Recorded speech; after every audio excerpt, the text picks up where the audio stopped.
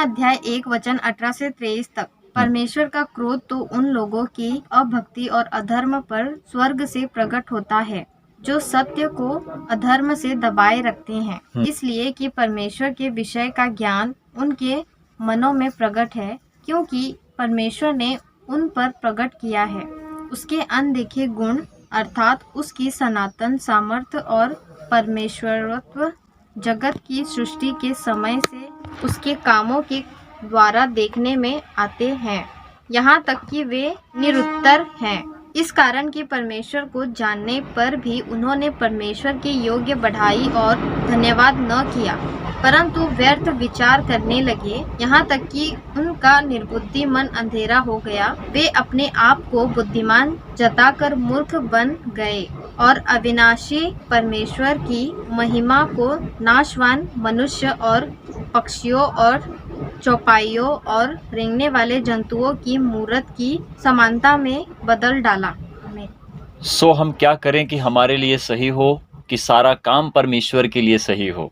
मनुष्य जाति का पाप ऐसा है कि मनुष्य पाप करता है परंतु उसे पता ही नहीं कि पाप क्या होता है। पाप मनुष्य को मुक्त नहीं कर सकता है, परंतु पाप को मनुष्य छोड़कर मुक्त हो सकता है। इसमें परमेश्वर पर हमारी आशा है कि हम विश्वास के साथ भरोसा करते हैं जब, तो हम विश्वास को परमेश्वर में जीत लेते हैं तब कि जब हम प्रभु यीशु मसीह में निर्भर होते हैं, क्योंकि हम प्रभु यीशु मसीह से अलग होकर कुछ भी प्राप्त नहीं कर सकते हैं, ना तो कुछ कर सकते हैं। संसार की रीति से जीना मनुष्य का काम बुरा ही होता है। मनुष्य कभी भी अपने आप को सही और सिद्ध नहीं कर सकता है कि जब तक कि वो एक मनुष्य के पुत्र पर विश्वास ना कर ले। जो कोई मनुष्य के पुत्र के ऊपर विश्वास नहीं करता है उसके लिए अनंत जीवन इस दुनिया में, संसार में, जगत में कहीं पर भी नहीं है। रोमियो अध्याय 1 वचन 18 से 23 तक। मनुष्य जाति का पाप क्या है? यदि मनुष्य पवित्र होता तो जाति यहाँ पर नहीं ठहरती, क्योंकि मनुष्य अपनी रीति के अनुसार काम करता है, उनके लिए अपनी अपनी एक जाति होती है। तो पृथ्वी के ऊपर जब धर्म है तो कर्म भी है, और धर्म के अनुसार मनुष्य अपने कर्म को सही नहीं कर सकता है। यदि शैतान चाहता है कि तुम नशे में रहो तो मनुष्य नशे में रहता है। यदि शैतान चाहता है कि तुम मगन रहो तो मनुष्य मगन रहता है। यदि शैतान चाहता है कि मैं डांस करवाऊंगा तुम नाचो तो मनुष्य नाचता है, डांस करता है। यदि शैतान चाहता है कि मैं ऑर्केस्ट्रा करूंगा और अपनी रीति के अनुसार काम करूंगा तो मनुष्य वही काम करता है। एक्टर आज हम जिनको देखते हैं हम कहते हैं वाह कैसी एक्टिंग है, और कैसे मारता है, कैसे काटता है, कैसे किक मारता है, हमको बहुत अच्छा लगता है। पर यदि हमारा थोड़ा सा भी विश्वास परमेश्वर के वचन पर होता और हम कहते कि हे प्रभु हम तुझ पर ध्यान रखते हैं, मनोरंजन भी उस वक्त काम नहीं आएगा, परंतु यही प्रभु यीशु मसीह आपका हीरो बन जाएगा। राइट? तो मनुष्य का पाप हमें क्या सिखाता है और परमेश्वर का वचन हमको कैसे सिद्ध करता है? याद रखना, जो मैं बात बता रहा हूँ सही बात बता रहा हूँ। शैतान का हथियार झूठ है, और झूठ को पालने वाला शैतान है जो हमारे जीवन में झूठ को पालता है, और शैतान का यही हथियार है कि झूठ के द्वारा हमें नष्ट करता है। परमेश्वर का वचन दो धारी तलवार है, मनुष्य के गुदे गुदे को छेड़ता है। यही प्रभु यीशु मसीह परमेश्वर का सत्य वचन है, और परमेश्वर का वचन दो धारी तलवार है। आमीन।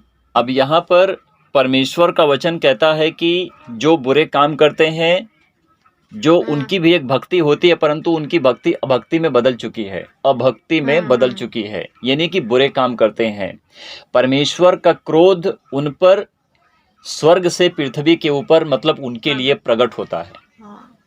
क्रोध मतलब देखिए क्या होता है, अगर परमेश्वर का क्रोध नहीं रहेगा तो वहां पर गलत काम नहीं होगा।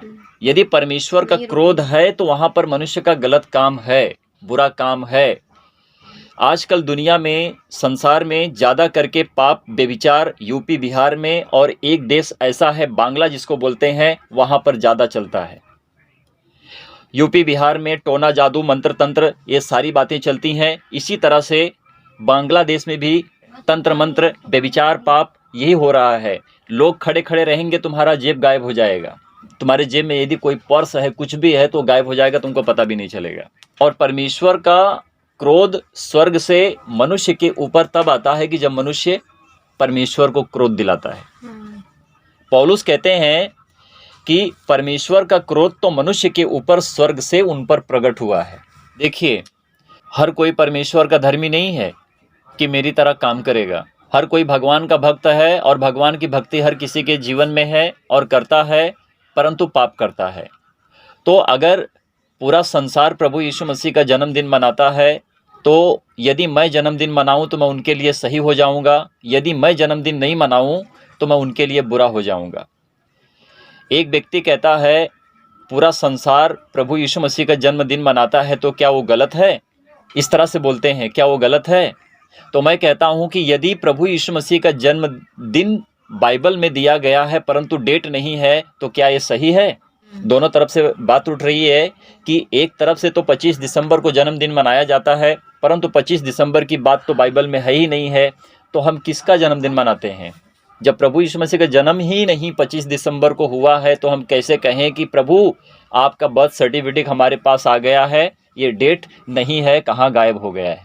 आप पैदा हुए हॉस्पिटल में, ठीक है, यदि डॉक्टर ने आपका जन्म डेट ही नहीं लिखा तो मैं क्या समझ के मनाऊंगा कि आपका जन्म डेट कब हुआ रहेगा? कोई कहता है कि प्रभु यीशु मसीह ठंडी में पैदा हुई है, कोई कहता है कि प्रभु यीशु मसीह बारिश में पैदा हुई है, कोई कहता है कि प्रभु यीशु मसीह गर्मी में पैदा हुआ है। प्रभु यीशु मसीह पैदा कब हुआ है किसी को पता ही नहीं है।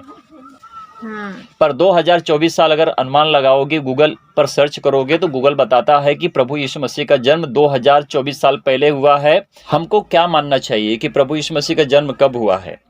प्रभु यीशु मसीह के जन्म से बढ़कर हमारे लिए ये मान्यता रखती है कि जीसस क्राइस्ट का मस्त का मतलब होता क्या है। क्राइस्ट मतलब कि प्रभु यीशु मसीह क्रूस पर चढ़े, मस्त का मतलब है कि प्रभु यीशु मसीह का शरीर का बलिदान हुआ, उनके लहू से आज हम पवित्र हुए और परमेश्वर की हम बात करते हैं। आमीन। भगवान आपको नहीं सिखाएगा कि आपको ये काम करना है, परंतु परमेश्वर आपको सिखाएगा कि आपको इस तरह से करना है, ये सारे काम आपके लिए सही होना चाहिए। तो मनुष्य यदि भगवान को मानकर जानकर भी पाप कर रहा है तो कौन सा बड़ा काम कर रहा है? यहाँ पर परमेश्वर का वचन कहता है कि परमेश्वर का क्रोध स्वर्ग से मनुष्य के ऊपर प्रकट हुआ है। आमीन। हाँ। सारी बातें जानते हैं कि परमेश्वर कौन है, परंतु अपने रीति के अनुसार करते हैं, परमेश्वर को भूलकर वही काम करते हैं कि जो परमेश्वर को क्रोध दिलाते हैं। एक बात बताऊं, यदि पूरी दुनिया प्रभु यीशु मसीह को जानकर सही रीति से पवित्रता के काम करने लगे तो कोई भी मनुष्य बीमार नहीं पड़ेगा और किसी के ऊपर विपत्ति नहीं आएगी। सच बोल रहा हूं मैं। और ये वीडियो मेरे भाई बहनों तक पहुंचेगी, और जब वीडियो भाई बहनों तक पहुंचती है तो कृपया करके मैं आप सभी लोगों से निवेदन करता हूं कि वीडियो को शेयर करो और भाई बहनों तक पहुंचाओ कि जो नहीं जानते हैं वो भी जाने। और अगर वीडियो आपको अच्छी लगे तो लाइक मत करो, यदि परमेश्वर का वचन आपको सूट करे, अच्छा लगे तो लाइक करो, सब्सक्राइब करो और लोगों तक परमेश्वर के वचन का प्रचार करो और परमेश्वर के राज्य को बढ़ाओ। कल परसों एक आदमी ने मेरे को कमेंट किया था और पूछा, मुझसे ये कहा कि मुझे ये बताओ कि परमेश्वर का राज्य स्वर्ग में है या पृथ्वी के ऊपर है। तो मैंने उस मनुष्य से पूछा और कमेंट में मैंने उसको कमेंट किया और पूछा कि मुझे ये बताओ कि मनुष्य का धर्म पृथ्वी के ऊपर है या स्वर्ग में है। वो मनुष्य ने मुझे जवाब नहीं दिया, उत्तर नहीं दिया। मैंने उसको फ़ोन किया, फ़ोन करके उससे पूछा, वो बोला भाई साहब मुझे पता नहीं है। तो मैं बोला जब तुमको पता नहीं तो कमेंट कैसे तुमने किया? या फिर इस तरह से कहते कि भैया मुझे बताओ कि मुझे पता नहीं है कि परमेश्वर का राज्य कहाँ है, पृथ्वी के ऊपर है या स्वर्ग में है। जब आप मत्ती की पुस्तक को पढ़ते हो, 6 में देखते हो, वहाँ पर प्रभु यीशु मसीह कहते हैं, जब चेले प्रभु यीशु मसीह से बात करते हैं कि प्रभु आप हमें प्रार्थना करना सिखाओ, तो प्रभु यीशु मसीह ने क्या कहा? इस रीति से तुम प्रार्थना किया करो, ऐ हमारे विराजमान प्रभु आपका नाम क्या माना जाए? पवित्र माना जाए। प्रभु आपकी इच्छा जैसे स्वर्ग में पूरी होती है, प्रभु आपकी इच्छा इसी पृथ्वी के ऊपर भी उसी तरह से पूरी हो। इसका मतलब समझे, स्वर्ग में यदि परमेश्वर की महिमा स्वर्गदूत करते हैं और पूरी करते हैं, परमेश्वर की इच्छा को पूरी करते हैं, हे मनुष्य जाति जब तुम पृथ्वी के ऊपर जी रहे हो तो उसी तरह से जिस तरह से स्वर्गदूत परमेश्वर की महिमा स्वर्ग में करते हैं, उसी तरह तुम इस पृथ्वी से परमेश्वर को सच्ची महिमा दो। तब परमेश्वर की इच्छा इसी पृथ्वी से स्वर्ग से पूरी होगी और तुम इसी पृथ्वी से स्वर्ग में कनेक्ट हो जाओगे। तो परमेश्वर का क्रोध मनुष्य के ऊपर इस तरह से प्रकट हुआ है कि मनुष्य यदि अच्छे होते तो बीमार नहीं पड़ते। निर्गमन की पुस्तक हम पढ़ते हैं तो वहाँ पर परमेश्वर का वचन कहता है, तुम्हारा दंड तुम्हारे पितरों का दंड तुम्हारे बच्चों पोतों परपोतों के ऊपर मैं दूंगा। और इसी तरह से हमको दंड मिलता है। यदि मेरे माता पिता के जरिए से गलत काम होता है या फिर पाप होता है या फिर मेरे पितरों ने पाप किया, उनका दंड हमारे ऊपर आता है। हाँ। हम बेमौत मारे जाते हैं। मूर्ख मनुष्य वो नहीं होता है कि जो मूर्ति पूजा करता है। मूर्ख मनुष्य वो होता है कि जो परमेश्वर की सच्ची इबादत करता है। अब बोलो कि मैंने इसे क्यों कहा? क्योंकि मूर्ख वही होता है जो मूर्ति की पूजा करता है, और सच्चा पवित्र वही होता है जो परमेश्वर को सच्चे दिल से, हृदय से, आत्मा से पुकारता है और कहता है कि हे पिता, मैं तेरी इबादत करता हूँ, अपने ईमान को प्रभु मैं तुझ पर रखता हूँ कि प्रभु जो कुछ कमाऊंगा प्रभु मैं तेरे लिए करूंगा, और प्रभु उसमें से कुछ घटाऊंगा नहीं, परंतु जो करूंगा प्रभु तेरे लिए करूंगा, और सच्चाई की रोटी प्रभु पकी हुई आंच पर खाऊंगा। आमीन। Thank you Jesus, thank you father God. तो हम कहते हैं कि जब तक हम प्रभु के पास नहीं आएंगे तब तक हमारा उद्धार कहीं पर भी नहीं है। चाहे कोई कुछ भी अपने आप को समझ ले कि भैया मैं यहाँ पर रहकर उद्धार पा सकता हूँ, वहाँ पर रहकर मैं उद्धार पा सकता हूँ, परंतु मनुष्य कहीं पर भी रहकर उद्धार नहीं पा सकता है। उद्धार हमको वहीं पर मिलेगा जहाँ पर परमेश्वर हमको रास्ता दिखाता है। सुनिए, वचन कहता है वे तो अपने आप को बुद्धिमान बनाकर मूर्ख बन गए हैं। तो मनुष्य अपनी ही बुद्धिमानी में मूर्ख होता है, परंतु जिस मनुष्य के पास परमेश्वर का वचन आता है तो परमेश्वर की तरफ से दी हुई बुद्धि का सही तरह से इस्तेमाल करता है और परमेश्वर के वचन से ज्ञानवान हो जाता है। आमीन। जिस रीति से हम परमेश्वर को जानने की कोशिश करते हैं कि क्या परमेश्वर हमारा कैसा होगा, हमने पक्षियों को भी नहीं छोड़ा, उनको भी परमेश्वर बना के छोड़ा है। यहाँ तक लेकर कि गाय बैल भैंस को भी हमने नहीं छोड़ा, उसको भी परमेश्वर बनाकर छोड़ा हुआ है। पृथ्वी की सृष्टि जिसको कहते हैं कि परमेश्वर ने सबको सृजा, हमने उसको परमेश्वर बना के छोड़ा हुआ है ना। और यहाँ तक कि हमने अपने आप को भी नहीं छोड़ा, हमने अपने आप को भी परमेश्वर ही बना दिया है। मनुष्य कहते हैं ना, आपने मेरे लिए हेल्प किया तो आप मेरे लिए भगवान हो, है ना। अब अनिरुद्धाचार्य जो बाबा है वो खुद कहता है यदि तुम्हारा पति तुम्हारे साथ है तो तुम्हारा पति नहीं है, तुम्हारे लिए भगवान है। हाँ। तो इससे बड़ी बात क्या हो सकती है। अब स्त्री बोलेगी मेरा भगवान मेरे पास है तो मुझे और किस बात की डर है ना। शैतान क्या चाह रहा था ऊपर, वो भी तो अपने आप को ही पत्नी पति के लिए उपवास रखती है, करवा चौथ भी होता है, उनको भी मनाते हैं। बहुत दुख उठाकर वो पति की बाट जो होती है कि मेरा पति आएगा, दिन भर की मैं भूखी हूँ, आएगा मुझे पानी पिलाएगा। देखता हूँ तो सुबह सुबह दोनों की लड़ाई हो रही है, एक दूसरे में लड़ रहे हैं, मर रहे हैं, कट रहे हैं। ये कौन सा उपवास तुमने किया है कि तुम्हारे पति को आशीष मिल गई कि तुम्हारा पति तुमको उल्टा ही धो रहा है ना। सब नहीं करते। धोबी घाट पर जाकर एक धोबनी को देखोगे या फिर धोबी को देखोगे तो कैसे कपड़े को धो धो के साफ करता है, क्योंकि वो कमाई करने के लिए वो कपड़ा धोते हैं, सुखाते हैं और फिर लॉन्ड्री तक पहुंचाते हैं और इस्त्री मार कर जिसका कपड़ा होता है उन तक देते हैं।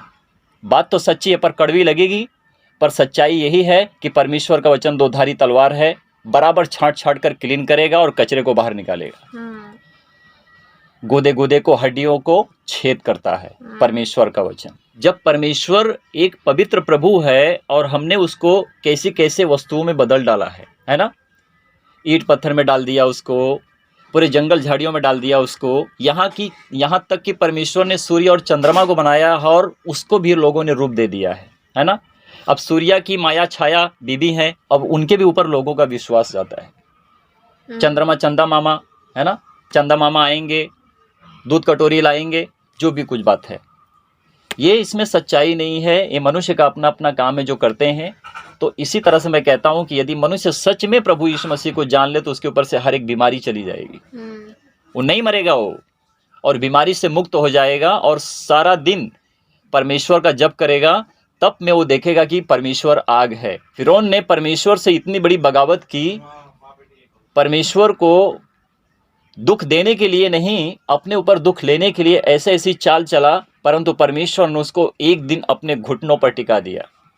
तो मैं कहता हूँ, सच बात बोलता हूँ, मैं हूँ छोटा, मैं एक मनुष्य हूँ, लोग मुझे तुच्छ भी जानते हैं, झूठा भी समझते हैं, जो भी समझते हैं, पर याद रखना परमेश्वर का कहर जब उसके धर्मी पर कोई आँच आती है तो परमेश्वर का कहर उन पर टूटता है।